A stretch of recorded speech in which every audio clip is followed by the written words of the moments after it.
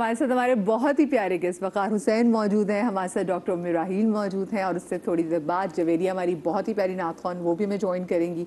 ज़रा उनसे भी उनके एक्सपीरियंस के वाले से पूछेंगे। अस्सलाम वालेकुम, कैसे आप लोग? ठीक ठाक हैं? ठीक ठाक। अच्छा, माशाल्लाह माशाल्लाह से अल्लाह पाक जो वक़ार है ना, इनका नाम है बुलावे वाला भाई। मैं आपको सही बताऊं, ये अल्लाह पाक जो है उनको अपने घर भी बहुत दफ़ा बुलाते हैं और उसके बाद ना सिर्फ बल्कि अल्लाह पाक इनकी साथ में इतना इजाफा भी करते हैं कि मेरे जो अहले बैत हैं उनकी भी वहाँ पे जाके ज़ियारत जो कर आते हैं। तो माशाल्लाह से 3 हज माशाल्लाह से हो गए। अल्लाह पाक मज़ीद इसमें इजाफा करे।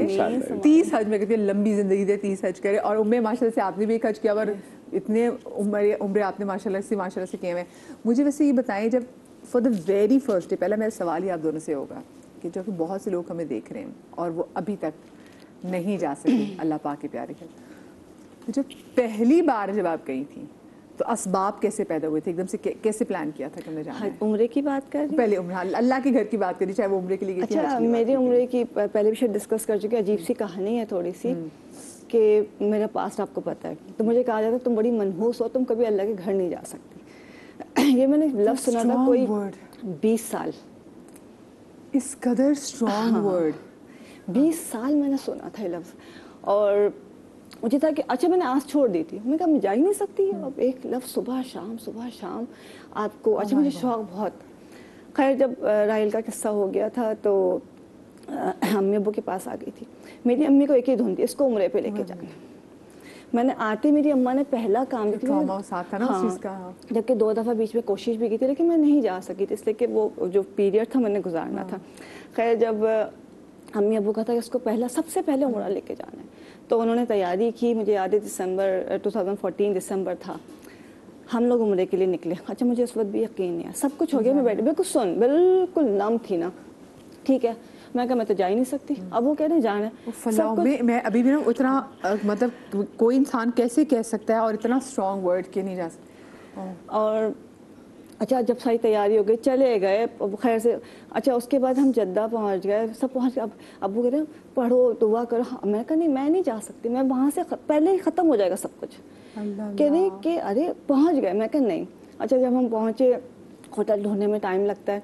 अब वो बस घूम रही। मैं कहा देखा, हम पहुँच ही नहीं सकते, मुझे पता है मैं नहीं जा सकती, आपकी ज़िद थी और मेरी वजह से आप सबका भी रह जाएगा। कह रहे नहीं, कुछ नहीं होगा, हम पहुँच।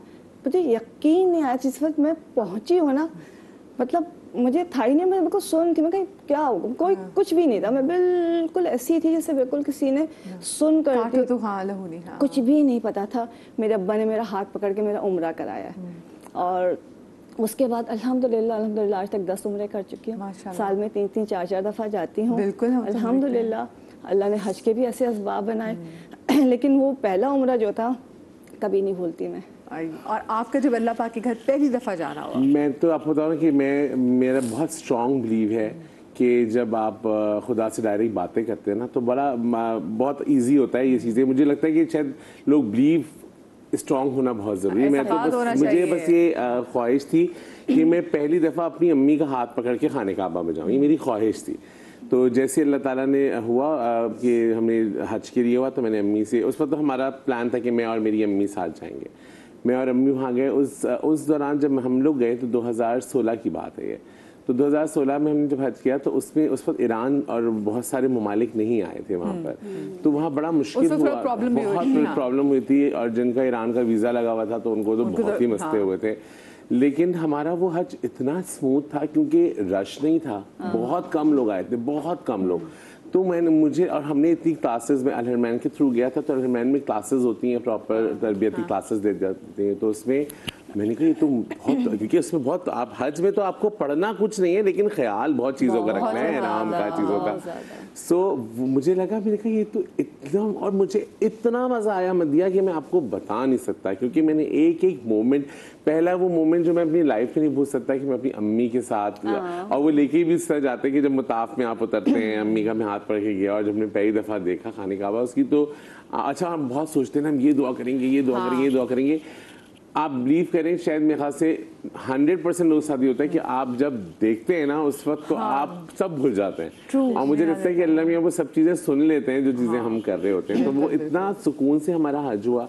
और हम अरफात बहुत अच्छा था, मिना बहुत ज़बरदस्त था, फिर तवाफ़ ज़ायरा करने के लिए जब हम आए वो बहुत ज़बरदस्त था।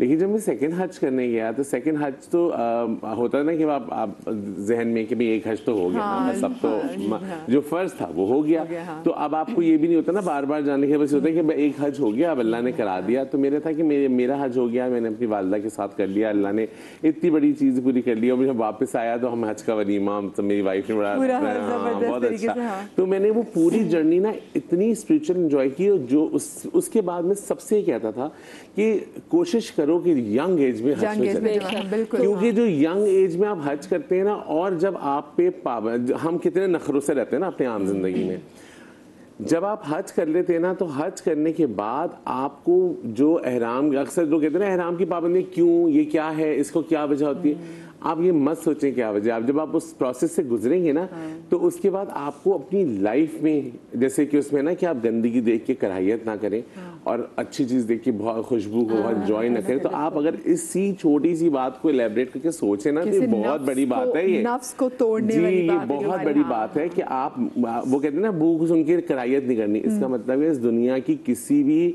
गंदगी के साथ कोई भी चीज़ आप पॉजिटिविटी से आप उसको ठीक कर सकते हैं। आप उसको गंदगी से देखेंगे तो वो गंदा ही रहेगा, आप उसको सही करने की कोशिश करें।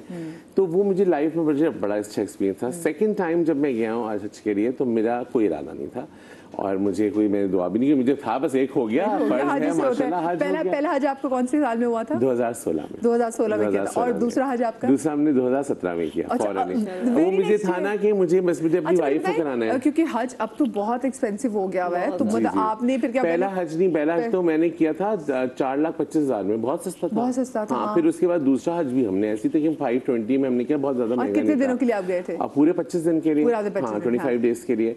जब सेकंड हज के लिए ना मुझे था कि बस मैंने कर लिया और मुझे ये होता है कि मेरी फैमिली में है ही हम 4 लोग, तो मुझे होता है कि बस ये सब चीज़ें हो जाएं। तो उस वक्त मैंने अम्मी के साथ कर लिया, तो था कि घर पे छोटा बच्चा था तो मैं वाइफ को लेके नहीं जा पाया, तो मुझे था कि तुम उसको, मैंने कहा तुम ऐसा करो हमारे हज पे जाने से पहले तुम उम्रा चले जाओ, तुम अल्लाह घर पहले हमसे देख लो, लेकिन फिर तुम्हें यहाँ रहना है। तो मुझे था कि मुझे अपनी वाइफ को पहले कराना है। एक फराइज होता है ना, आपकी जिंदगी के फराइज पूरे हो जाएं तो आपकी जिंदगी आसान होती है, आप वाकई मुतमईन हो जाते हैं। तो मैं अपनी वाइफ के साथ अल-रहमान के ऑफिस गया और मैंने जो एडवांस था वो मैंने उनको पे किया।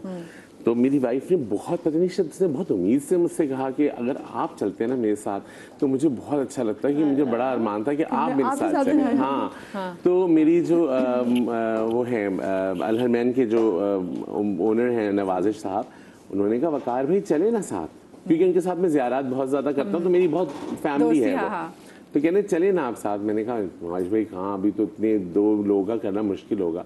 कहते हैं वकार भाई आपकी नीयत पे मुझे बहुत भरोसा है, आप हाँ तो करें।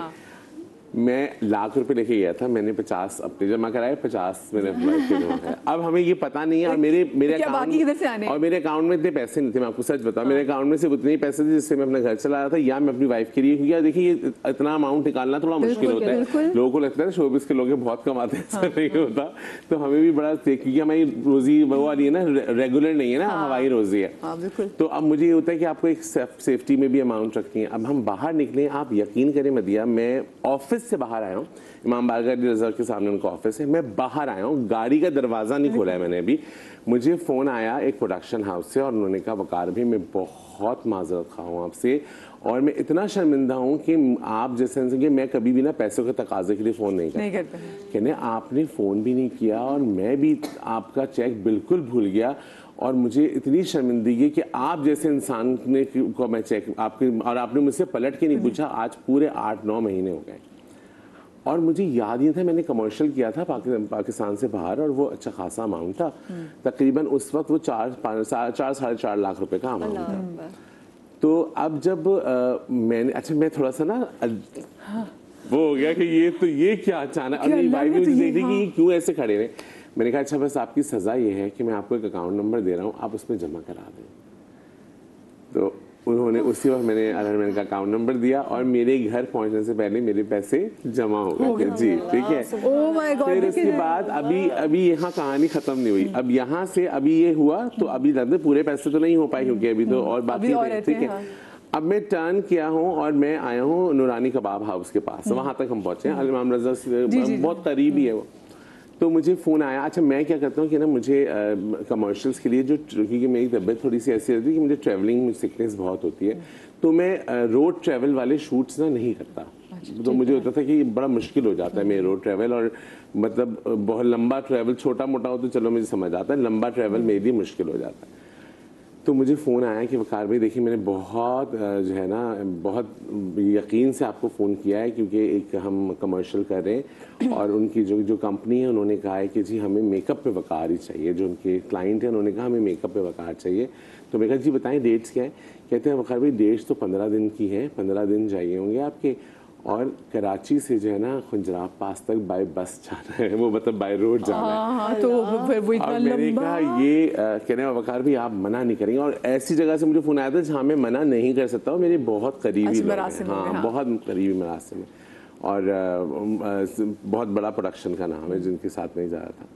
तो मैंने कहा देखिए मैं आपको पता है ट्रैवलिंग का, ये तो खुंजराब पास इज टू फार, मतलब और 24 घंटे से और रुक के जाना है, और एक जो है जो मोटर कंपनी है उनका कमर्शियल है और हर जगह उनके आउटलेट है, तो हर जगह शूट करनी है जाके।